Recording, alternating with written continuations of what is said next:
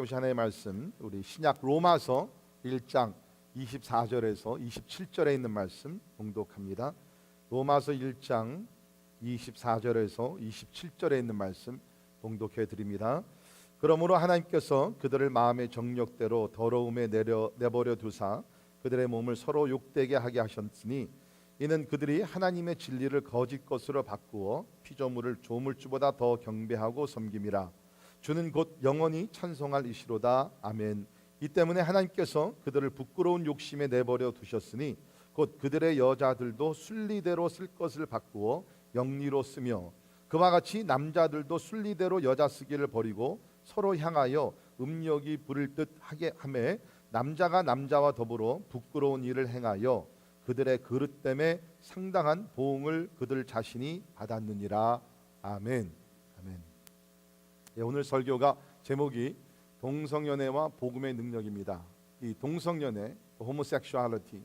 아마 이 주제는 이 로마서를 함께 같이 공부하게 되면서 가장 우리에게 relevant한, 실감나고 밀접한, 가까운, 우리가 꼭 들어야 되는 그러한 주제의 말씀이 될 것이라고 저는 생각이 됩니다. 과거에는 이것이 교회 밖의 문제였지만 이제는 교회 안의 문제로서 이것이 점점 드러나게 되면서 이것이 이제는 다른 사람들, 세상의 문제가 아니라 교회에 있는 우리 그리스도인들의 문제가 또 된 것을 우리가 다 아는 사실입니다. 동성연애라는 것은 이제는 더 이상 소수의 문제가 아니라 전 세계적으로 퍼져가는 문제가 되었습니다. 이제는 그 어느 나라라 할지라도 공산주의나 이슬람권에서도 이제는 동성연애라는 문제로서 많은 골치를 앓고 있다는 것입니다. 특별히 우리가 사는 이 미국은 여러분이 아시대로 지난 2015년 6월에 이것이 대법원에서 이제는 동성연애자들이 합법화로 가족 부부가 될 수 있는 것을 이제 인정을 받았기 때문에 이것은 이제 우리 미국이라는 사회에서는 더 큰 문제로 부각되고 있습니다.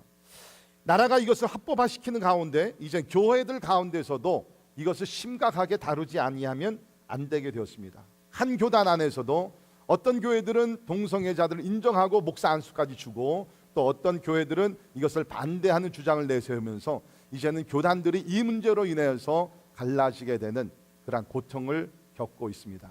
PCUSA라는 우리 미 장로교 교단에서는 이 동성애 문제 때문에 지난 몇 년 사이에 300개 이상의 교회가 교단을 탈퇴하는 그러한 일을 초래했다는 것입니다. 우리 한인교회들도 이제는 이 동성애 문제 때문에 교단을 탈퇴해야 하는 그러한 문제들을 안고 있는데요. 이것이 결코 쉬운 일이 아닙니다. 우리 함께 예배를 드리다 갈라져야 되는, 다른 길을 가야 되는 그러한 비극을 경험하게 되면서 특별히 이제 교단을 탈퇴할 경우에 많은 벌금을 내기, 참 희한하죠. 진리를 지키기 위해서 벌금을 내고 나와야 된다는 것입니다. 서부에 있는 한 미국 교회에서는 700만 불의 거액을 벌금을 내고서 교단을 탈퇴했고, 우리 서부에 있는 어느 한인교회에서도 건물과 모든 재산을 다 내려놓고 그냥 알몸으로 나와서 새로운 교회를 또 개척해야 되는 그런 아픔을 경험은 하기도 했습니다. 우리 교회도 예외가 아니기 때문에 지난해에 우리 공동회의에서 헌법 개정을 통과시키면서 결혼에 대한 정의를 다시 한번 성경 말씀에 근거해서 우리가 세웠습니다. 그래서 결혼이란 한 남자와 한 여자가 그리스도 예수 안에서 연합하는 것이다. 과거에는 그냥 결혼하면 다 이해가 됐지만 이제는 어떤 결혼이냐, 동성의 결혼이냐 아니면 이성의 결혼이냐, 이런 것들이 문제가 되기 때문에 우리 교회에서 남자와 여자가 그리스도 예수 안에서 연합하는 것이 결혼이라는 정의를 우리가 내려서 헌법에 집어넣습니다. 그렇기 때문에 앞으로 우리 교회에서는 동성애자들의 결혼은 허락을 안 합니다. 저는 절대로 동성애자들의 결혼식을 주례하지 않을 것입니다.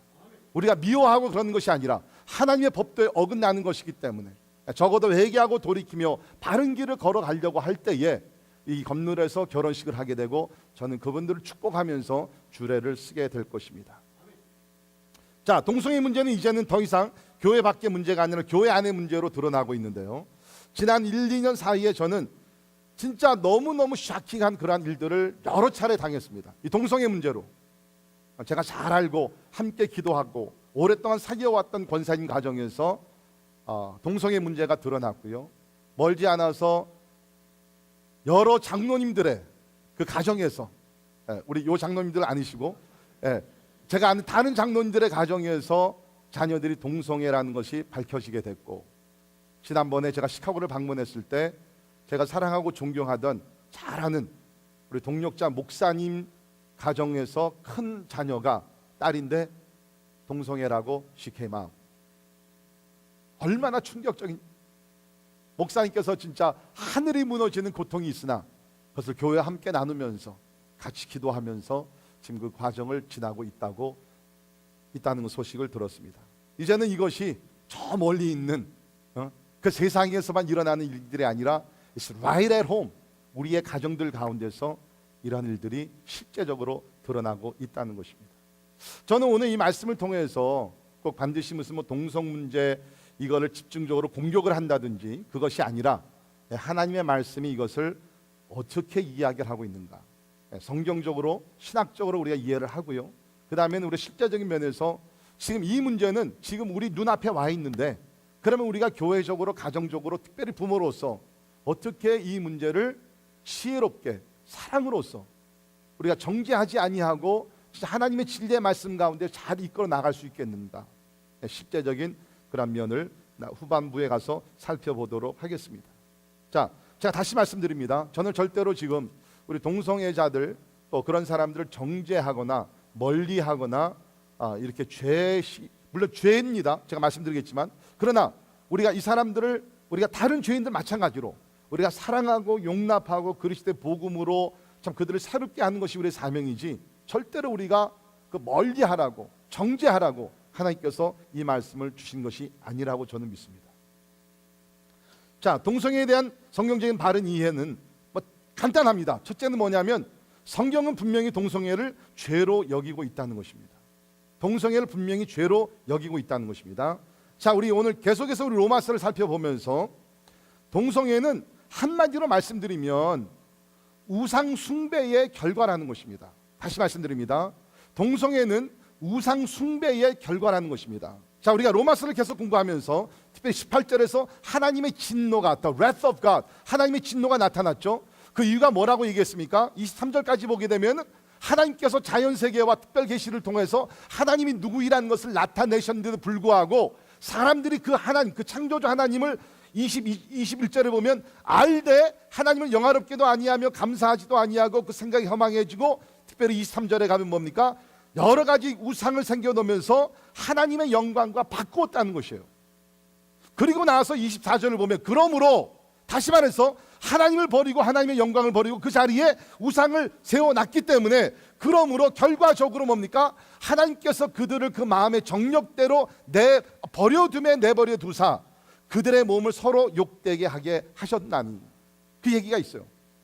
동성애는 죄입니다. 이것이 어떻게 발달이 됐느냐? 사람들이 하나님을 버리고 나중에 가서 보게 되면 뭡니까? 하나님 28절에 보면 그들이 마음에 하나님 두기를 싫어하며, 의도적으로 intentionally 하나님을 마음에 두기 싫어하면서 뭡니까? 그 자리에다가 우상을 갖다 집어넣는 것이에요. 그러면 여러분 생각에는 아니 이 우상 숭배와 이런 성적인 타락이 어떤 관계가 있느냐? 전혀 관계가 없는 것 같죠? 근데 오늘 바울은 우리에게 분명히 말하기를 성적인 타락한 동성연이나 그 외 여러 가지 성적인 타락의 문제는 그 뿌리를 보게 되면 우상 숭배에서 나오기 시작한다는. 자, 우상 숭배라는 것은요, 꼭 그것이 우리가 나무나 돌이나 무슨 하늘이나 뭐 앞에 가서 빌면서 비나이다 그것만이 우상 숭배가 아니라 하나님 외에 그 어느 것이라도 그 누구라도 하나님이 계셔야 될 그 자리에 앉게 되고 하나님보다 그것을 더 사랑하게 되면 그것이 바로 우상이래. 그것이 우상 숭배라는 거예요. 그러니까 성적으로 타락한 죄를 범하는 사람들은 뭐냐면 하나님이 계셔야 되는 그 자리에다가 세상적인 쾌락, 성적인 쾌락을 집어넣게 되면서 그것을 통해서 삶의 만족을 누리려는. 제가 이것을 가지고 고민을 하다가 성경 한 구절을 찾게 되면서 바로 이것이구나, 그것을 찾게 됐는데요. 디모데후서 3장 1절에 4절을 보면 마지막 때에 대한 예언의 말씀이 나오죠. 너는 이것을 알라. 말세에 고통하는 때가 이르며 사람들이 자기를 사랑하며 돈을 사랑하며 자랑하며 교만하며 비방하며 부모를 거역하지 않으며 감사하지 아니하며 거룩하지 아니하며 무정하며 원통함을 풀지 아니하며 모함하며 절제하지 못하며 사나우며 선한 것을 좋아하지 아니하며 배신하며 조급하며 자만하며. 그 다음에 보세요. 쾌락을 사랑하기를 하나님 사랑하는 것보다 더하며. 쾌락 사랑과 하나님 사랑을 대조적으로 컨트라스트를 만들면서 우리는 하나님을 사랑하기 위해서 창조를 받았는데, 예수 믿어 구원을 받았는데 쾌락 사랑하기를 하나님 사랑하는 것보다 더 좋아한다는 거예요. 이게 우상이라는 것이에요. 그 무엇도 하나님 사랑하는 것보다 더 사랑하게 되면 그것이 우상 숭배가 되는, 여기 보니까 사람들이 마지막 때가 되면 쾌락을 사랑하기를, love of the pleasures, 쾌락 사랑하기를 하나님 사랑하는 것보다 더 좋아한다는 것이에요. 여러분, 우리가 살고 있는 21세기, 20세기도 마찬가지였지만 쾌락주의의 시대입니다. Everything is about the pleasures, fun. 물론 우리 사람들에게는요, 쾌락이라는 것이 필요합니다. We need pleasures. 그러나 바른 통로를 통해서, 바른 방법을 통해서 우리가 어떤 삶의 기쁨과 쾌락을 누려야 되는데, 사람들은 오늘 이 말씀과 같이 뭡니까? 순리대로 행하지 아니하고 영리로 쓰게 되면서 내추럴한 방법으로 하나님을 영화스럽게 하며 우리가 쾌락을 누리는 것이 아니라 언내추럴한, 영리가 된 그런 방법을 통해서 우리가 삶의 쾌락을 누리려고 할 때에 그 자체가 바로 우상 숭배가 된다는 것입니다. 그러니까 여러분, 이런 성적인 문제, 동성연애 문제는요, 어떤 신체적인 문제, 무슨 시대적인 환경적인 문제를 뛰어넘어서 그 뿌리에는 뭐가 있냐면은 영적인 문제라는 거예요. 영적인 문제이기 때문에 이거 영적으로 이것을 풀이하지 않냐면, 영적으로 치료가 되지 않냐면 이건 치료할 방법이 없다는 거예요. 결론부터 말씀드리면 동성연애자들이 그 삶을 회복이 되어서 진짜 순수한 행복과 하나님이 주신 거룩한 쾌락과 만족을 누리기 위해서는 뭐냐면, 동성애를 가지고 있는 그 자리에다, the center of their life, 그 삶 속에 하나님이 들어가셔야 되고요, 하나님의 영광이 들어가셔야 되고 하나님의 기쁨과 쾌락이 들어갈 때에 그 사람은 동성애 문제에서 자유함을 누리게 됩니다. 다른 방법이 없어요. 여러분, 제가 오늘 나중에 이제 부모에 대한 얘기 드리겠지만, 오늘 설교만큼은 특별히 부모님들 정신 바짝 차리셔서 잘 들으시길 바랍니다. 왜 그러냐면, 어쩌면 지금 여러분 자녀들 가운데 그렇지 않기를 바랍니다. 어쩌면 여러분들 가운데 벌써 이 동성애에 대해서 익스포즈가 돼가지고서 고민하는 자녀들이 있을 수도 있어요. 없기를 바라지만 앞으로 여러분의 가정에서 이 문제가 드러날 수가 있어요. 굉장히 충격적인 사건이 되겠죠. 그렇기 때문에 이 말씀 여러분께 잘 들으시면서, 첫째는 방지하는 데 도움이 되시길 바라고요. 두 번째는 그 일이 일어났을 때 당황하지 않고 포기하지 않고 낙심하지 않고 하나님의 방법대로 잘 치유와 회복이 일어나기를 주의 이름으로 부탁을 드립니다. 자, 영적인 문제인데요, 우리 성경을 보게 되면 구약 때부터 하나님께서는 이것이 죄라는 것을 분명히 밝혀주셨습니다. 자, 레위기 18장 22절을 보시면, 너는 여자와 동침함 같이 남자와 동침하지 말라. 이는 가증한 일이라. 영어로는 that is detestable, 가증한 것이다 라고 하나님께서 분명히 얘기하셨습니다.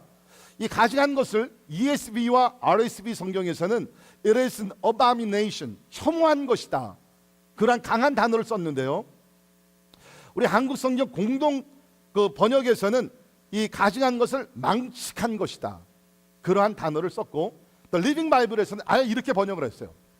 Homosexuality is absolutely forbidden, for it is enormous sin. 동성애는 절대로 금한다. 그것은 엄청난 죄가 되기 때문입니다.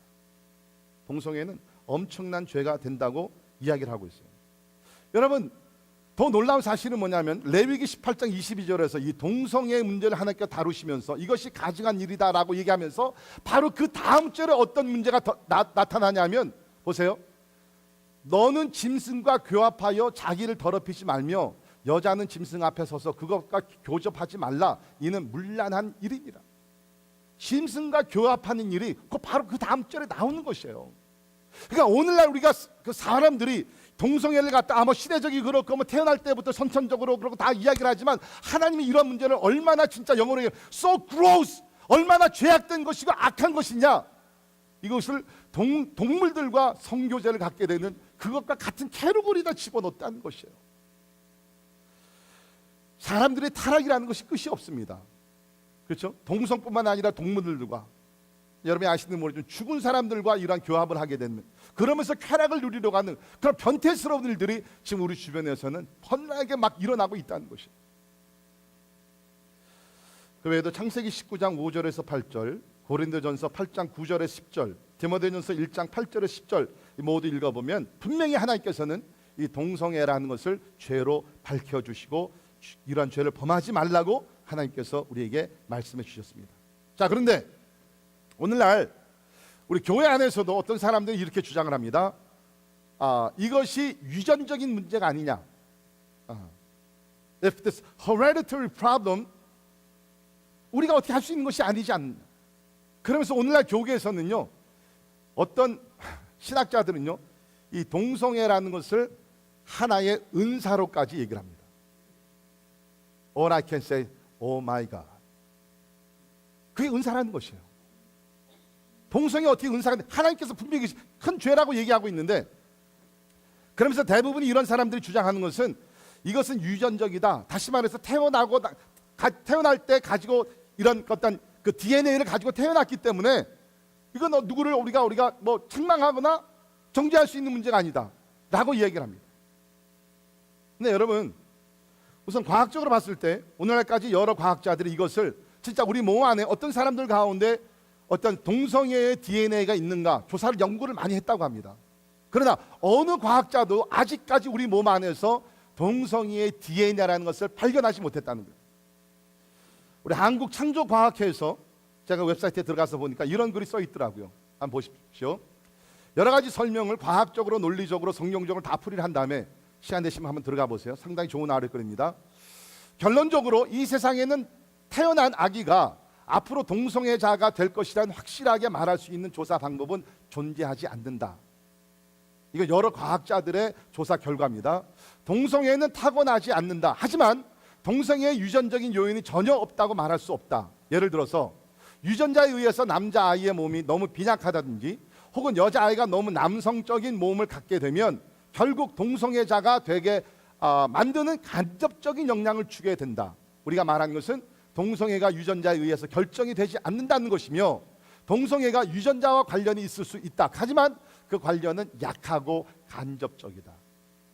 쉽게 말씀드리면 우리 사람들이 태어날 때 하나님께서 다 다르게 태어나게 하십니다. 어떤 사람들은 남자지만 굉장히 좀 페미닌한, 그렇죠? 여성적인 성품을 가지고 태어나는 사람들 없지 않아 있어요. 또 남자들을 보게 되면 남자인데도 여성적인, 또 여자가 남성적인 어떤 매스큘런한 그러한 퍼스널리티나 이런 것을 가지고 태어날 수 있어요. 그러나 그렇다고 할지라도 그 사람들이 동성애자로 살아가야 된다는 과학적인 증거는 없다는 것입니다. 성격의 차이 이런 것들이 있을 수 있지만 그것 때문에 어떻게 이 사람들은 동성애로 살아야 된다는 주장을 할 수는 없다는 것입니다. 그러니까 우리가 성경적으로 보나 우리가 과학적으로 보나 의학적으로 모든 면을 봤을 때 이 동성애는 유전적인 문제가 아니라 이것은 영적인 문제라는 것을 우리는 반드시 알 수 있다는 것입니다. 자, 그런데 우리가 동성애를 얘기할 때마다 이런 질문이 나옵니다. 왜 동성애 문제를 가장 큰 죄로 다룹니까? 동성애도 다른 죄 중에 하나인데 맞는 얘기예요. 동성애의 죄는 다른 많은 성적인 죄뿐만 아니라 여러 가지 죄악 중에 그 중에 하나입니다. 그리고 모든 죄는 크고 작고 상관이 없이 모든 죄는 하나님의 영광을 가리우는 것이고 그 죄의 값은 사망이기 때문에 우리를 멸망으로 인도하는 것이 그것이 죄예요. 그러니까 우리가 소위 얘기하는 하얀 거짓말, 그 white lie, 그 거짓말을 하나 아니면 동성애 죄를 범하나 하나님 보시기엔 sin is sin, 똑같은 죄예요. 그러나 왜 이것이 그렇게 아까 그 The Living Bible에서 enormous sin, 큰 죄라고 얘기하는가? 그 동성애의 죄가 끼치는 영향력이 너무 크기 때문에, 그렇죠? 네. 이것이 더 큰 죄가 된다는 것이죠. 자, 왜 이것이 더 심각한 죄가 되느냐? 제가 크게 그냥 두 가지만 말씀드립니다. 첫째는 여러분이 아시는 대로 동성애는 하나님의 창조의 원리를 파괴하는 죄가 되기 때문에 큰 죄입니다. 하나님의 창조의 원리를 파괴하는 죄입니다. 창세기 1장 2장을 보면 하나님이 세상을 창조하시면서 마지막 날 남자와 여자를 창조하셨습니다. 그리고 남자와 여자가 부모를 떠나서 가정을 떠나서 하나가 되어서 주신 사명이 있습니다. 그 사명이 뭡니까? 생육하고 번성하라는 것입니다. Be fruitful and multiply. 생육하고 번성하라. 그러니까 오늘날 사람들 편리에 따라서 뭐 하나 낳기 운동 아니면 하나도 아니고 그냥 둘이서만 행복하게 살다가 그냥 뭐 이렇게 사라지는 그러한 트렌드를 따라가고 있지만 사실 성경적으로 봤을 때는요, 자녀를 많이 낳는, 하나님이 허락하신 범위 안에서 많이 낳는 것이 하나님의 뜻입니다. 그래서 저는 우리 교인들 가운데 자녀들이 3명, 4명, 5명, 혹시 앞으로 6명이 되면 더욱더 좋고, 예. 저는 솔직히 제가요, 조금 제가 제 살아온 제 삶에 대해 조금 후회하는 것이 하나가 있다 그러면 자녀를 조금 더 낳을 걸. 둘만 낳는 것이 얼마나 제가 지금 뭐 슬픈 건 아니지만, 예, 참 좀 아쉬운 생각이 없지 않아 있습니다. 예, 아무튼 간에 이 죄는 하나님께서 이 세상을 창조하시면서 원칙을 세운 가운데 생육하고 번성하라는 것을 이것을 망가뜨리는 그 죄가 바로 이 죄란.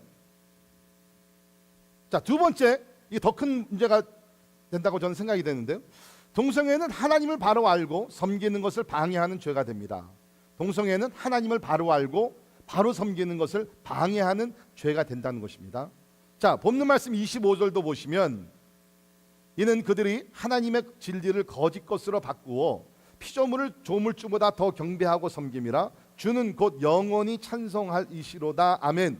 다시 말해서 예배의 문제가 여기서 거론이 되고 있다는 거예요. 하나님을 향해서 하나님을 예배하고 경배를 해야 되는데 하나님 대신에 다른 것들을 더 사랑하고 경배하게 된다는 거예요. 그러니까 하나님을 바로 섬길 수 없게 된다는 것이죠. 더욱더 제가 이 말씀을 묵상을 하게 되면서 동성애 문제가 우리에게 끼치는 부정적인 영향력이 얼마나 큰가라고 생각했을 때, 우리 에베소서 5장 22절에서 25절에 있는 말씀 보면 부부 관계에 대해서 사도 바울이 우리에게 가르친 내용이 나옵니다. 보십시오. 아내들이여 자기 남편에게 복종하기를 주께 하듯 하라. 아멘. 예, 우리 남자분들 아멘. 예, 이는 남편이 아내의 머리됨이 그리스도께서 교회의 머리됨과 같음이니. 왜 아내들이 남편에게 복종을 해야 되느냐? 그 이유가요, 남자가 더 힘이 세고 뭐 지도력이 강한 거 뭐 똑똑하고 절대로 안 그렇습니다. 실제적으로 보면요, 저를 포함해서 우리 교회 남편들 보면 여자들보다 떨어지는 분들이 상당히 많이 있습니다. 여자분들 아멘. 네. 자, 그런데도 불구하고 여기서 왜 남편이 아내의 머리 된다 그런가? 그 관계가 뭐예요? 그리스도께서 교회의 머리됨과 같음이니. Do you see? 남편과 아내 관계가 그리스도와 교회의 관계라 직접적인 연결성이 있다는 것이에요. 그리스도가 교회의 머리가 되듯이 남편이 아내의 머리가 되어서 지도자가 된다는 것이죠. 가정을 이끌어가게 된다는 것이에요. 자, 그러므로 교회가 그리스도에게 하듯 아내들도 범사에 자기 남편에게 복종할지니, 남편들아 아내 사랑하기를 그리스도께서 교회를 사랑하시고 그 교회를 위하여 자신을 주심같이 하라. 아멘. 그러니까 부부관계는요, 사도 바울이 한마디로 요약하면 이것입니다. 하나님께서 왜 우리에게 부부를 주셨냐? 생육하고 번성하는 책임과 사명일 뿐만 아니라 부부관계를 통해서 그리스도와 교회의 관계를 실제적으로 나타내 주시기 위해서 하나님께서 부부관계를 남자와 여자 결혼해서 연합해서 언약의 관계를 맺으면서 그 가운데서 교회와 그리스도의 관계를 이해하라는 것이에요. 바울이 여기서 남편과 아내를 얘기했을 때 분명히 한 남자와 한 여자의 연합을 놓고 얘기하는 것이지 동성의 연합을 놓고 얘기하는 절대로 아닙니다. 그렇다 그러면 동성의 관계, 동성 부부가 된다는 것은 그리스도와 교회의 관계를 허물어뜨리는 것이기 때문에 이것은 하나님의 큰 심판을 받을 수밖에 없는 것입니다. 저는 그렇게 생각해요. 취향적인 문제도 아니고요, 시대적인 문제도 아닙니다. 이건 영적인 문제라는 것입니다. 자, 그러면 동성애 문제를 치료하는 방법이 무엇인가? 자, 다시 말씀드립니다. 분명히 여러분 주변에는 동성애 문제로 고민하는 사람들, 아파하는 사람들 있어요. 여러분 그분들을 보시면서 그냥 뭐 내 일이 아니니까 그렇게 소극적인 자세를 가지지 마시고, 하나님께서 오늘 여러분에게 이 말씀을 듣게 하신 것은 그 고통과 아픔 중에 있는 사람들을 가서 위로하고 바른 길로 인도하라고 하나님께서 오늘 여러분을 이 자리에 부르셔서 말씀을 듣게 하신 줄을 믿습니다. 자, 첫 번째, 우리가 동성애 문제로 고통 중에 있는 자들을 위로하고 치료하기 위해서는 첫 번째, 하나님 앞에서 동성애가 죄라는 것을 인정하게 하고 주님 앞에서 철저하게 회개하고 돌이키도록 도와주어야 합니다. 너무나 심플한 내용이지만 중요한 내용이에요. 동성애자들이 거기서 빠져나와서 자유함을 누릴 수 없는 누리지 못하는 이유 중에 하나가 뭐냐면 이 동성애가 죄가 아니라고 자꾸 얘기를 하니까 거기서 빠져나오지 못하는 거예요. 여러분, 우리 모든 죄가 그렇지 않습니까? 예를 들어서 뭐 우리 아까 거짓말 얘기했지만 거짓말이라는 것을 내가 이것이 죄가 아니다, 뭐 everybody does it, 모든 사람이 다 범하고 때에 따라 살 수 없이 내가 죄를 거짓말을 할 수밖에 없지 않느냐라고 얘기하게 되면요, 여러분 거짓말 문제를 절대로 극복 못해요. 다른 어떤 죄의 문제, 여러분 유혹을 받으면서 이거는 죄가 아니야 라고 여러분께 생각하시면, 뭐 예를 들어서 포르노의 문제를 생각해 봅시다.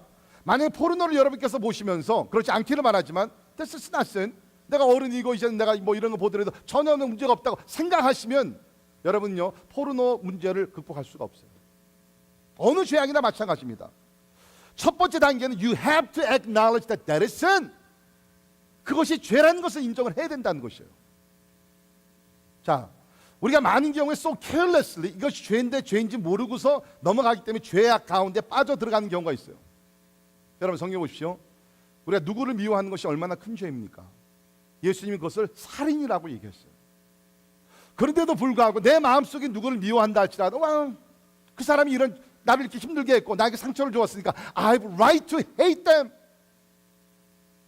내가 그 사람을 미워하더라도 이건 정당한 이유다 라고 생각을 하면요, 여러분은 미움의 문제, 미움의 죄에서 극복할 수가 없어요.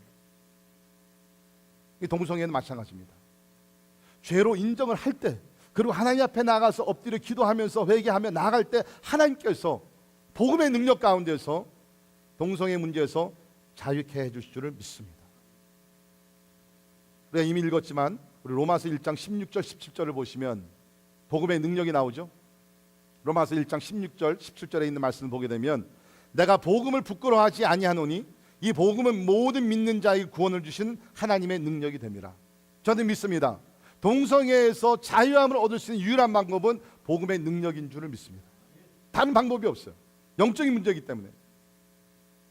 17절에서 하나님의 의가 나타나서 믿음으로 믿음에 이르게 한다고 얘기했습니다. 하나님의 의가 나타나서 그 죄악을 용서하시고 깨끗게 하실 때 그 믿음으로써 동성애에서 빠져나오며 주 안에서 자유함을 누리게 된다는 것입니다. 자, 이것이 복음의 능력인데 사실 우리가 성경을 보게 되면 이미 동성애의 그 죄의 문제에서 빠졌던 사람들이 자유함을 누리면서 참 새로운 피조물이 된 그런 이야기들이 나옵니다. 우리 고린도전서 6장 9절에 보면 여러분이 아시듯이 고린도 교회라는 곳은 파벌의 문제가 많이 있었어요.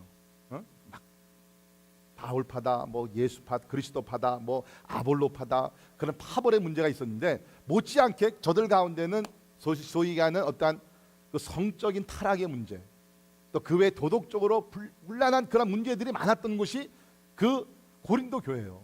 그러니까 여러분 우리가 초대교회 얘기하지만 사실은 초대교회라 그래가지고서 죄가 전혀 없는 막 거룩한 것이 아니었어요. 저들 가운데도 죄가 있었고 저들 가운데 분쟁이 있었고, 그러나 뭡니까? 그러나 하나님의 죄가 있는 곳에 뭐가 더 많다고요? 하나님의 은혜가 더 많은 줄 믿습니다. 그러니까 고린도 교회는 엄청난 죄가 있었지만 하나님의 은혜 가운데 저들이 회개하고 주님 앞에 돌아와서 새롭게 되는 그런 변화 역사가 일어났던 곳이 고린도 교회예요. 자 보십시오. 불의한 자가 하나님의 나라를 위협으로 받지 못할 줄을 알지 못하느냐. 미혹을 받지 말라. 보세요. 음행하는 자나 우상 숭배하는 자나, 음행과 우상이 같이 갑니다. 자나 간음하는 자나 탐색하는 자나 남색하는 자 뭐죠? 동성연애, 도적이나 담욕을 부리는 자나 술 취하는 자나 모욕하는 자나 속여 빼앗는 자들은 하나님의 나라를 위협으로 받지 못하리라. 너희 중에 이와 같이, 보세요, 너희 중에, 고린도 교인들입니다. 너희 중에 이와 같은 자들이 있더니, 이런 삶을 살던 사람들이 고린도 교회 가운데 있었다는 것이에요. 있더니 주 예수 그리스도의 이름과 우리 하나님의 성령 안에서 씻음과 거룩함과 의롭다 하심을 받았느니라. 아멘. 확신합니다. 예수 그리스도 앞에 나오면, 복음의 능력을 체험하게 되면 어떤 죄악의 쇠사슬에 묶여있던 자들다 할지라도 예수 그리스도의 이름이 저들을 자유롭게 하실 줄을 믿습니다. 이것이 복음의 능력이라는 것이에요. 그러니까 우리는 어떤 상담이나 이런 것도 시작해 먼저 예수 그리스도 앞에 나와서 복음의 능력을 체험하게 하고 예수 그리스도를 만남으로 새롭게 거듭나기 위해서 우리는 저들을 인도해 주어야 된다는 것입니다. 두 번째, 하나님의 영광을 중심으로 살도록 인도해야 합니다. 중요한 얘기인데요, 이미 말씀드렸죠. 왜 이러한 성적으로 타락한 삶을 살게 되었느냐? 우상 숭배라고 그랬어요. 우상 숭배는 하나님의 영광 대신에 다른 것과 바꿨기 때문에 우상 숭배가 생겼다 그랬어요. 그렇다 그러면 우리가 동성연애들 뭡니까? 그것을 멈출 뿐만 아니라 이젠 하나님의 영광이 저들의 삶의 중심이 되기 위해서 우리는 옆에서 잘 가이드를 해주고 훈련을 시키고 함께 기도하고 사랑을 우리가 나눠야 된다는 것입니다. 하나님의 영광. 그러니까 성경은 뭘 가르치죠? 너희는 이러한 것들 하지 말고, 거기서 끝나는 것이 아니죠. 대신에 너희는 이렇게 하라. 이것이 기독교의 성경의 가르침 아닙니까? 에베소 4장 25절에 보게 되면 우리에게 주시는 말씀이 뭡니까? 거짓을 버리고 참된 것을 말하라. 그러니까 어떤 분들은 난 이제까지 거짓말을 너무나 많이 했고 말에 실수가 난 이제 아무것도 얘기 안 할 거야. 여러분, 그게 that's not the best way. 참된 것을 말하는 것이에요. 진리를 말하는 것이에요. 참된 것을 말하는 것이에요. 더러운 말을 하지 말고 선한 말을 하라. 도둑질하지 말고 열심히 나가서 일을 해서 연약한 자들, 가난한 자를 도와주라. 그렇기 때문에 이 동성애에 빠졌던 사람들도 마찬가지입니다. 그러한 죄악을 멈춤으로써 끝나는 것이 아니라 하나님의 영광으로 돌아와서 하나님의 영광을 위해 살 수 있도록 저들을 도와줘야 됩니다. 미국 목사님 중에 한 분이 과거에 동성연애자였어요. 근데 이제 예수 그리스도를 극적으로 만나고 그 다음에 완전히 변화가 돼서 목사님이 되신 분들, 뭐 사실 그런 분들이 꽤 많이 계십니다. 근데 오늘 한 분이 계신데 그분은 목사가 되고 나서 자기는 진짜 이제 앞으로는 이성과도 결혼하지 않고 오직 주님만을 위해 살기로 합니다. 오직 주님의 영광만을 위해, 사도 바울과 같이 나는 이제 주의 영광만을 위해서 살기로 원한 그런 목사님이었어요. 그것이 우리가 살 길이라는 것이, 하나님의 영광을 중심으로 살도록 인도해야 합니다. 부모님들, 제가 부탁을 드립니다. 제가 목사에서 제가 이런 말씀을 드리는 것이 아니라 이제는 시대가 너무나 악하기 때문에 여러분의 자녀들이요 하나님의 영광을 위해 살지 아니하면 세상의 영광을 위해 살아야 됩니다. 둘 중에 하나라는 거예요. 그럼 세상의 영광을 위해서 쾌락을 살다 보면 이러한 죄악 가운데도 빠질 수가 있다는 것이에요. 제발 부탁을 드립니다. For your sake, for your children's sake. 여러분, 제가 말씀드렸잖아요. 최근에 제가 지금 잘 아는 우리 믿음의 장로님들, 권사님들, 목사님들 가정에서 지금 이런 일들이 터지고 있는데 제가 한번 생각해봤어요. 와, 왜 이런 일들이 진짜 믿음의 가정에서 왜 일어나느냐. 물론 제가 이런 소식을 접하면서요 먼저 우리 아이들을 생각하는 거죠. 우리 두 아들도 혹시 그런 문제가 없을까 두려운 생각이에요. 근데 왜 이런 문제가 일어났을까? 뭐 여러 가지, 나중에 제가 부모님들에 대한 말씀을 들 때 나누겠지만 여러분 잘 들으세요. 교회만 데리고 왔다 그래서 문제가 해결되는 건 아니에요. Please understand. 교회만 데리고 왔기 때문에 우리 아이들은 이런 문제에서 면제가 되겠지, 우리 아이들은 이런 문제에 빠지지 않겠지. No! 제가 말씀드린 권사님들, 장로님들, 목사님들 가정들 교회 안 다녔겠어요? 다녔죠. 그러나 자기 의지로 다닌 것이 아니라 예수 그리스도를 인격적으로 만난 것이 아니라 진짜 하나님을 사랑해서 열정적으로 하나님을 예배하며 자기의 삶을 하나님 앞에 드는 것이 아니라 형식적으로 종교적으로 다녔기 때문에 교회는 왔지만 그 마음 중심에는 하나님의 영광이 아니라 세상의 영광으로 가득 찼다. 우리는 같은 죄를 범하지 않습니까? 자녀들을 우리가 믿음으로 키운다 그러면서 그들 마음속에, 그들 삶 속에 가장 원하는 건 세상의 성공이 만약에 우리 자녀들에게 심어주는 꿈이라 그러면 우리 자녀들을 굉장히 위험한 상태에서 우리는 지금 자녀 교육을 시키고 있다. 여러분 부탁드립니다. Make sure your children and their lives are centered around God's glory. 하나님의 영광의 중심에서 여러분의 자녀들이 살 수 있도록 잘 가이드해 주시기를 주님의 이름으로 부탁을 드립니다. 그 다음에 다음 포인트는 우리가 특별히 동성애자들을 좀 도와주면서 이런 문제가 하룻밤에 치료되지 않더라도 낙심하지 말고 계속해서 하나님의 은혜를 구하도록 도와주어야 합니다. 여러분, 특별히 죄라는 것, 우리가 오랫동안 이 죄 속에 빠지게 되면요, 중독이라고 그러죠. 이 중독성에 빠지게 되면 아무리 주님께 십자가에 보이려 우리 정죄, 물론 경우에 따라서 완전히 진짜 뭐 하룻밤 사이에 완전히 바뀌는 경우도 없지 않아 있더라고요. 그러나 대부분의 경우는 it takes time. 이것을 우리가 성화의 과정이라고 그러죠. 우리가 죄를 리나운스하고, 죄를 내가 범하지 않겠습니다.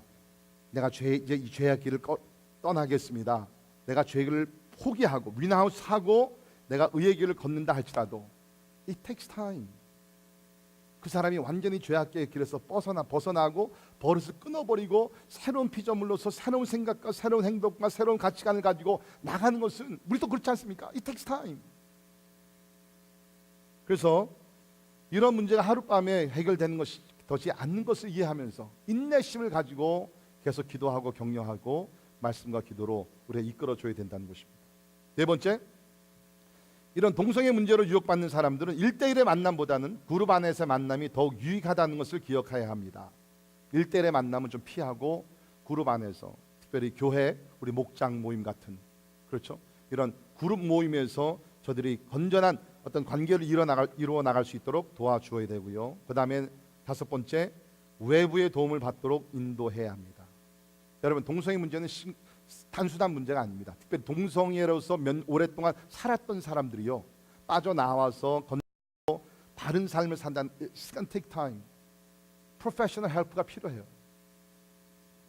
그래서 이제는 이런 문제가 지금 너무나 광범위하게 많아졌기 때문에 이런 분들을 돕는, 우리 동성애자들을 돕는 그 크리스천 오르게니제이션도 많아졌습니다. 그 중에 2 기관만 제가 소개합니다. Hope for Wholeness Network라는 기관이 있습니다. 오랫동안 이러한 그 동성애 문제로 고민하는 사람들을 사랑과 격려와 인내를 가지고 돕는 기관인데요. Hope for Wholeness Network. 2번째는 Outpost Ministry라는 기관이 있어요. 한 40년 넘게 이 기관에서는 이런 분들을 위해서 컨퍼런스도 하고 책자도 만들어서 나누고 그룹 테라피도 같이 하고 아주 좋은 기관들입니다. 혹시 여러분 주변에 이런 도움이 필요하신 분들, 이런 것들을 한번 좀 추천을 해가지고, 스스로 이게 못 끊을 수가 없거든요. 도와줘야 되거든요. 술 중독, 마약 중독, 무슨 뭐 도박 중독, 스스로 못 빠져나옵니다. 도와줘야 됩니다. 이런 기관들이 있다는 것을 여러분이 기억하시기를 바라고요. 자, 이제 우리 부모님들을 위해서 제가 몇 말씀을 나누기를 원합니다. 첫 번째, 동성애는 오늘날 많은 사람들의 문제라는 것을 잊어서는 안 됩니다. 동성애 문제는 오늘날 많은 사람들의 문제입니다. 갤럽 설문조사에 의하면 미국 인구 중에 동성애자라고 밝힌 사람들은 사실은 3.5%밖에 안 됩니다. 3.5%밖에는 안 돼요. 동성애자들이 자기가 동성애 사람이라고 밝히고 인정한 사람은 3.5%밖에 안 돼요. 그러나 같은 기관 갤럽에서 조사를 또 해보니까 당신 생각에는 미국에 사는 시민들 가운데 몇 퍼센트나 동성애자들인 것 같습니까? 라고 질문을 했을 때 그 대답이 엄청난 것입니다. 23.5%라는 것입니다. 본인들이 동성애자라고 고백한 것은 3.5%예요. 그런데 여기서 당신 생각에는 미국에 사는 시민들 가운데 몇 퍼센트가 동성애자라고 생각합니다라고 질문했을 때는 그 숫자가 way up 23.5%가 됐다는 것이에요. 그러니까 이것은 무엇을 얘기합니까? 누구든지 아직까지도 미국이 합법화됐지만 자기가 동성애자라고 카밍아웃하는 것은 쉽지 않은 것이죠. 그러나 제가 지금 제 주변에 있는 사람들만 하더라도, 밝혀진 그런 케이스만 보더라도 교회 안에 있는 사람들인데 점점 더 많아지고 있다는 것이죠.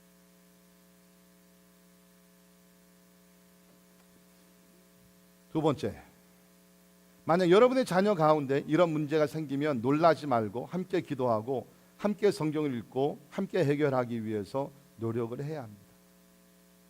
자, 어느 문제나 제일 좋은 그 방법은 뭡니까? 빨리 발견해서, 아니면 프리벤션이죠.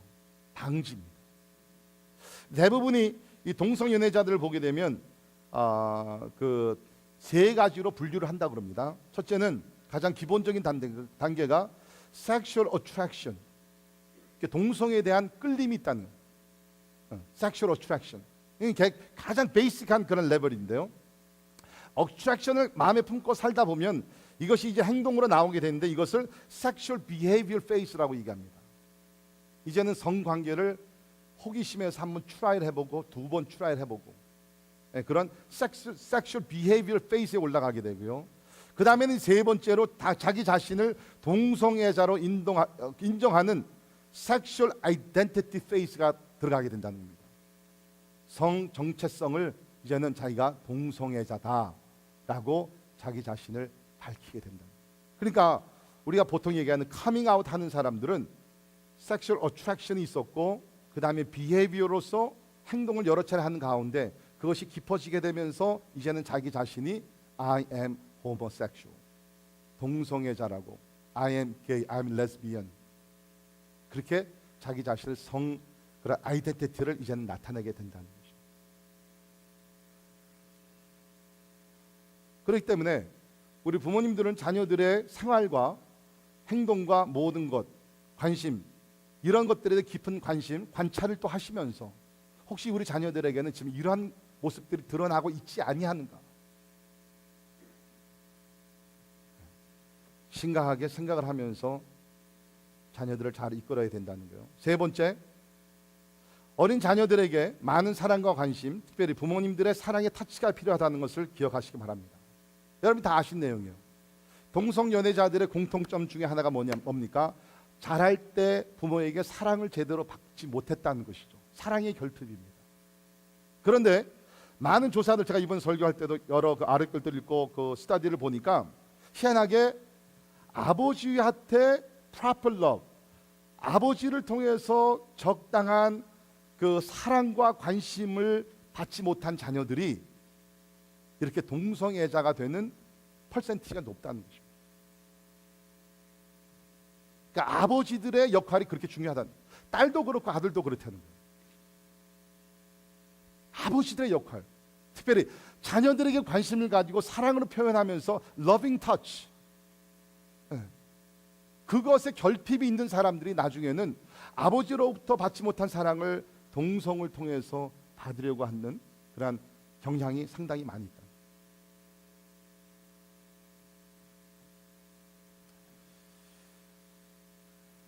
우리 부모님들 잘 아시지만 더 신경 쓰시면서 더 관심을 가지시면서 자, 우리 자녀들이 믿음 가운데 건전하고 바르게 자랄 수, 진짜 행복한 삶, 하나님의 영광이 중심이 되는 삶을 살도록 잘 도와주시기를 주님의 이름으로 축원합니다. 우리는 지금 동성애라는 것이 합법화되어 있는 나라에서 살고 있습니다. 앞으로 이것은 점점 우리를 더 힘들고 어렵게 할 것입니다. 더 안타깝고 두려운 것은 우리 자녀들은 지금 그런 사회에서 살고 있다는 것입니다.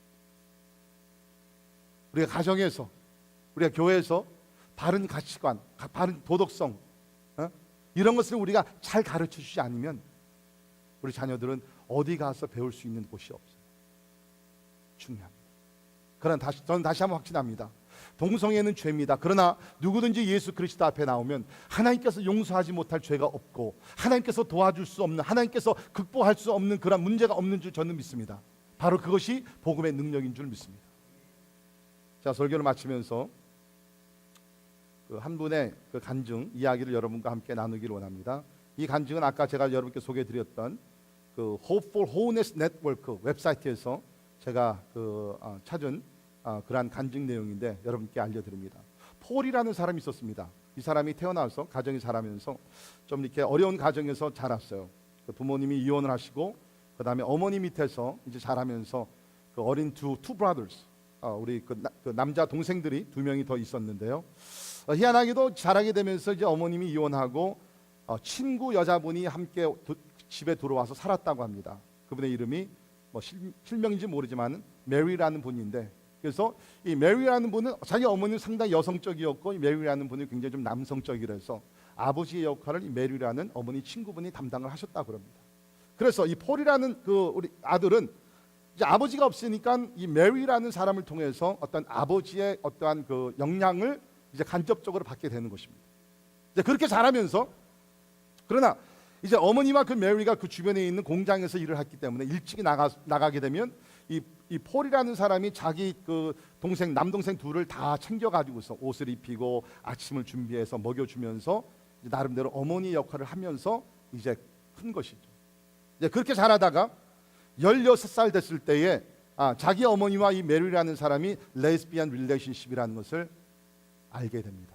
큰 충격이 된 것이죠.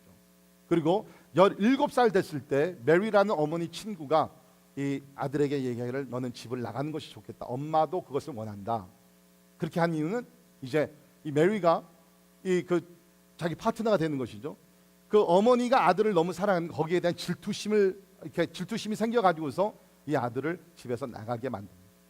그래서 그 어린 나이에 집을 나와서 방황을 하게 되는데, 이제 그러면서 이 그 폴이라는 사람은 그 친할아버지 외할아버지 집을 오고 가면서 이제 자라게 되는 것이에요.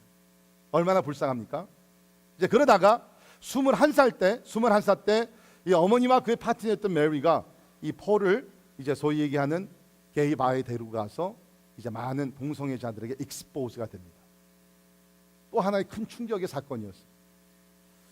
방황하며 살다가 이제 결국엔 두 할아버지 그 집을 왔다 갔다 하면서 자라게 되는데, 이 외할아버지 외할머니가 이혼을 하시게 됩니다.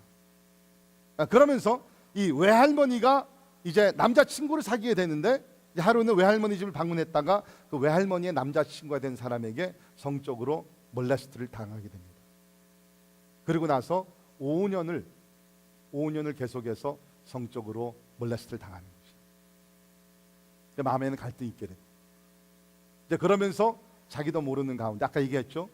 섹슈얼 어트랙션에서 섹슈얼 비헤비어로 그 다음에는 동성애인으로 바뀌게 됩니다. 그러나 마음속에는 번민이 계속 있는 거예요. 그러면서도 동성애 생활을 계속 하는 것입니다. 다행히도 친할아버지 친할머니는 독실한 그리스도인이었다고 합니다. 그래서 그 친할머니 친할아버지 집에 갈 때마다 그 할머니 할아버지는 이 아이를 데리고 교회를 가서 그래도 말씀을 듣게 하면서 이제 하나님의 뜻대로 살도록 격려를 했는데, 이러한 고통의 삶을 계속 살다가 결국에는 다니던 직장도 이제 잃게 되고 이제 20년을 이러한 동성애 삶을 살았어요.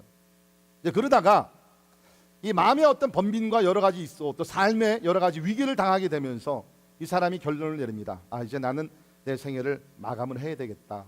자살을 생각하게 됩니다. 그러면서 잘 먹지도 않고 삶의 의욕을 다 잃어버립니다.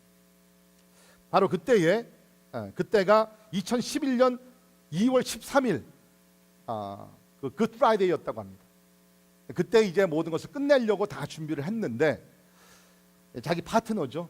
파트너가 옆에서 보면서 너무나 이제 어떻게 뭐 도와줄 수 있는 방법이 없고 이제 막판에 이르렀으니까 이 자기 파트너가 아는 크리스천 커플을 소개합니다. 그래서 크리스천 커플을 만나게 되고 그 크리스천 커플이 이제 부부가 참 사랑으로서 받아주고 이해해주고 도와주고 해서 결국에는 그 이 사람이 이 폴이라는 사람, 이제 폴이 동성애를 했을 때 여자 역할을 했기 때문에 그 폴라라고 이름을 사람들이 놀렸다고 하는데, 이제 이 사람이 예수 그리스도를 영접하게 돼요. 2011년 4월 23일 날 이제 이스터 선데이 이제 예수 그리스도를 영접을 하게 되고 새로운 사람이 되게 됩니다. 예수 그리스도를 만나게 되고 그래서 결국에는 머더스데이에 이제 세례를 받으면서 완전히 새로운 사람으로 태어나게 되는 것입니다. 자, 그런데 잘 들어보십시오. 이렇게 새로운 사람으로 태어나지만 이런 동성애의 유혹과 모든 시련과 여기서 벗어나기까지는 5년이 걸렸다는 거예요. It takes time. 그러면서 예수 그리스도 안에서 자기 자신의 아이덴티티를 찾으며 이제는 내가 누구라는 것이 섹슈얼 아이덴티티가 중요한 것이 아니라 스피리추얼 아이덴티티가 중요한 것이다. 남자 여자 그것을 뛰어넘어서 내가 하나님의 자녀라는 것이 나에게는 가장 소중한 것이다. 그것을 깨닫게 되면서 이제는 그리스도께 모든 삶을 드리며 특별히 자기와 같은 그러한 고통 중에 있는 자들을 위로하고 카운슬링하는 그러한 사역을 하는 사역자가 되었습니다. 사랑하는 성도 여러분, 사도 바울이 로마서를 쓰게 된 것은 오늘날에 우리가 이런 문제를 당할 것을 알면서 우리에게 미리 말씀을 주셔서 우리가 이 말씀을 통해서 하나님 중심, 하나님 영광 중심의 삶을 살도록 우리에게 말씀을 주신 줄 믿습니다. 하나님이 용서하지 못할 죄 아무것도 없습니다. 하나님이 우리로 극복하지 못할 유혹과 죄 아무것도 없습니다. 우리가 예수 그리스도 앞에 나오고 복음의 능력을 우리가 경험하게 되면 그 죄악의 사슬을 끊어버리는 가운데 예수 그리스도 안에서 완전한 하나님의 자녀가 되어서 세상을 극복하며 어둠에서 영광의 빛으로 나가게 될 줄을 믿습니다. 기도하겠습니다. 하나님, 참 오늘 이 동성애라는 굉장히 델리케트하고 센시티브한 그러한 문제를 하나님의 말씀을 근거로 해서 나눴습니다. 주님, 인간이 하나님을 버렸을 때에 이러한 결과를 초래한 것을 저희들이 보게 됩니다. 하나님, 기도합니다. 우리 각자의 마음에 하나님을 두기를 싫어하지 말게 하시고 하나님을 더 사모하며 하나님이 우리 삶의 주인이 되게 하시고 하나님이 우리의 삶이 하나님의 영광을 중심으로 해서 하나님 이루어질 수 있도록 은혜를 베풀어 주시옵소서. 사단은 특별히 성적인 것으로 오늘날 많은 사람들을, 많은 가정들을 공격하며 파괴시키고 있습니다. 하나님이 깨어 일어나 기도하게 도와주시고 우리 가정들이 진짜 그 아름다운 성령으로 충만하고 하나님의 임재가 충만하고 하나님의 사랑이 충만하고 부부관계가 아름답고 부모와 자녀의 관계가 온전하며 하나님이 진짜 하나님의 사랑이 넘치는 그러한 복된 가정으로 세워 주시옵소서. 하나님, 우리들 가운데 또 우리가 아는 사람들 가운데 이미 이 문제로서 고통을 받고 있는 이웃들이 있습니다. 하나님께서 저들의 아픔과 슬픔을 다 이해하시는 줄 믿습니다. 하나님이여, 기도합니다. 우리 하나님께서 저들을 찾아가셔서 참 성령으로 위로해 주시고 하나님의 저들이 그 죄악에서 빠져나와서 영광의 빛으로 나올 수 있도록 하나님께서 구원의 손을 펼쳐 주시옵소서. 이제 우리 사회에서 이러한 참 문제를 가지고 사는 사람들이 많이 있을진데 그리스도의 마음을 갖게 하시고 교만하지 말게 하시고 정죄하는 자세가 아니라 저들을 이해하며 사랑으로 저들을 용납하며 그러나 진리의 말씀을 우리가 타협하지 않는 가운데 함께 하나님의 영광을 위해 달려가게 하여 주옵소서. 예수님 이름으로 간절히 기도하옵나이다. 아멘. 다 일어나셔서 같이 찬양하십니다.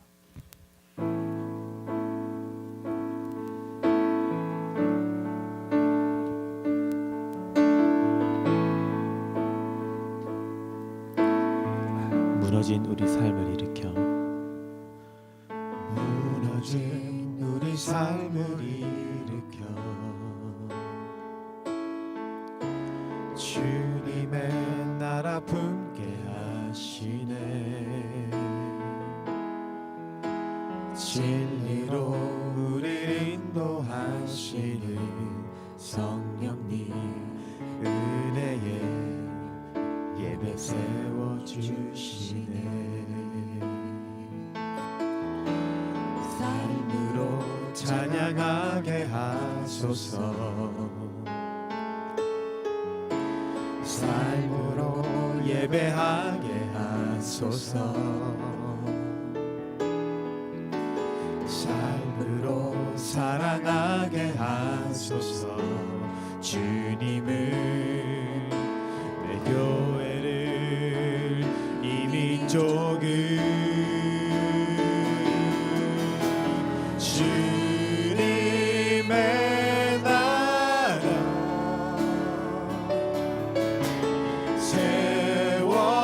세워주소서.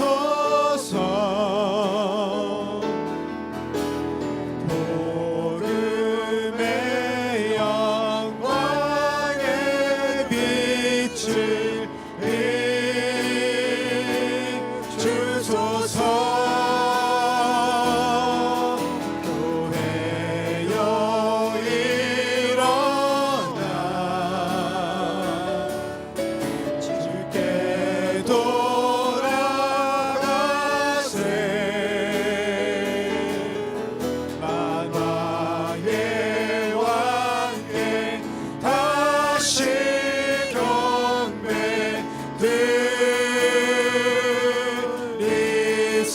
삶으로 찬양하게 하소서.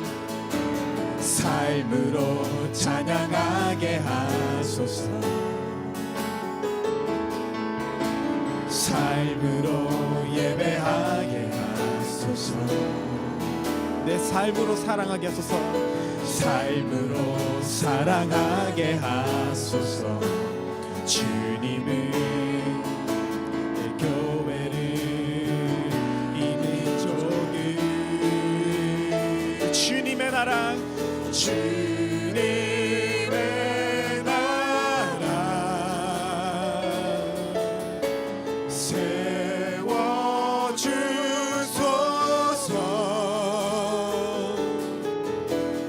복음의 영광에 비친 빛 주소서.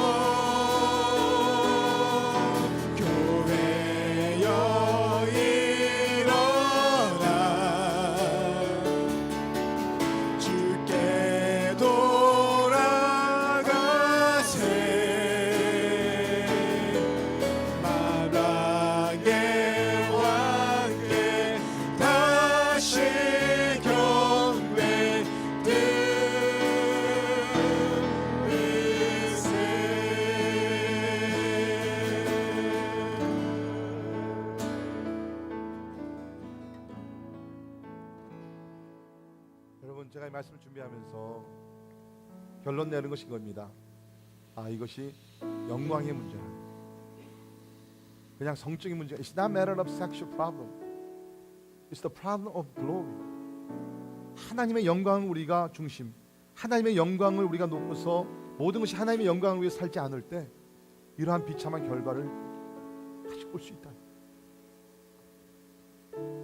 다시 말씀드립니다.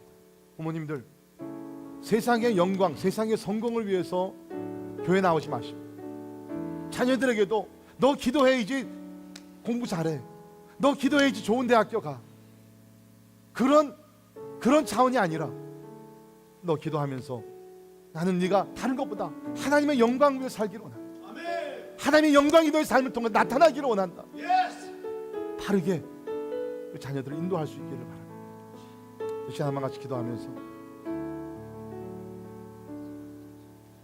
저를 포함해서 우리 모든 가정들, 이러한 죄악에서 면제받은 가정 아무도 없습니다.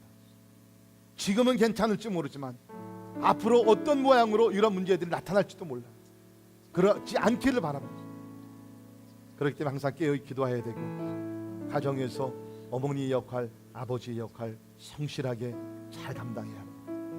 그 우리 자녀들이 하나님 영광 중심에서 잘할 수 있도록 우리를 인도해야 합니다. 이 시간 우리 기도, 하나님 이렇게 기도합시오. 하나님, 우리 가정의 어두운 영들이 다 물러가게 하여 주시옵소서. 하나님의 영광의 빛으로 채워 주시옵소서. 우리 자녀들의 마음속에 어두운 생각과 어두운 영이 다 물러가게 도와주시고, 하나님의 거룩한, 하나님의 의의 생각과 하나님의 거룩한 것들이 우리 자녀들의 마음에 충만케 하여 주시사, 저들이 보는 것과 생각하는 것과 모든 것이, 행동과 모든 것이 하나님의 의로움을, 하나님의 거룩함을 쫓아가게 하여 주시옵소서. 우리 간절한 마음으로 통성으로 우리 한번 같이 기도하겠습니다. 거룩하신 하나님 아버지, 기도합니다.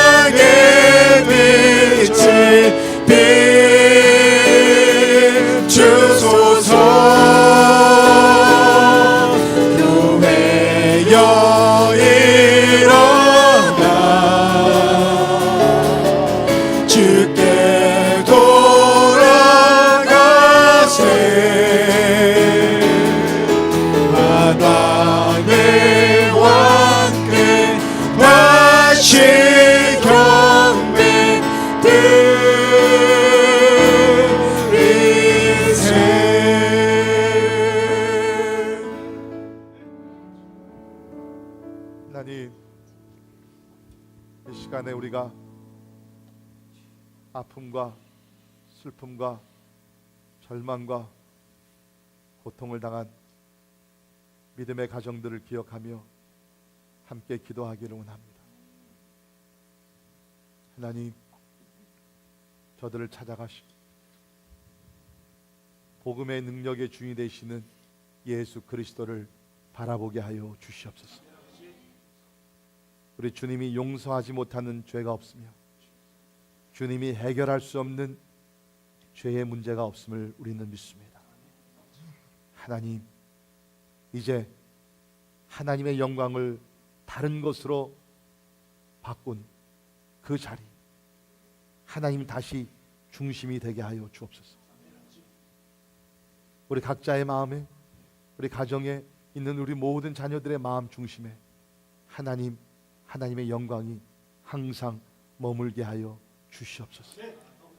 우리 자녀들을 축복하며 다시 기도합니다. 많은 유혹, 이러한 죄악들이 이제는 합법화되는 그런 시대에 살고 있는데 주여, 하나님의 진리의 말씀 가운데 저들의 삶, 가치관, 표준 모든 것이 바로 세워지게 하여 주시옵소서.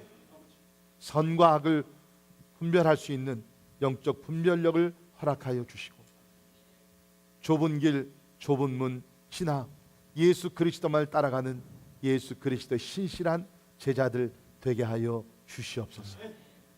지금은 우리 주 예수 그리스도의 은혜와 하나님의 무한하신 사랑과 성령님의 감화 감동 역사 충만케 하심이 오늘 동성애에 대한 문제를 우리가 성경적으로 이해하고 또 듣고 이제 앞으로 어떻게 우리가 가정에서 사회에서 행할 것을 배웠는데 주님, 이제 우리를 통해서 치유와 회복의 역사가 간 곳곳마다 일어나게 하여 주시옵소서. 그 하나님의 사랑이 지금부터 영원까지 함께하기를 바랍니다. 존귀하신 예수 그리스도의 이름으로 간절히 축원하옵나이다. 아멘.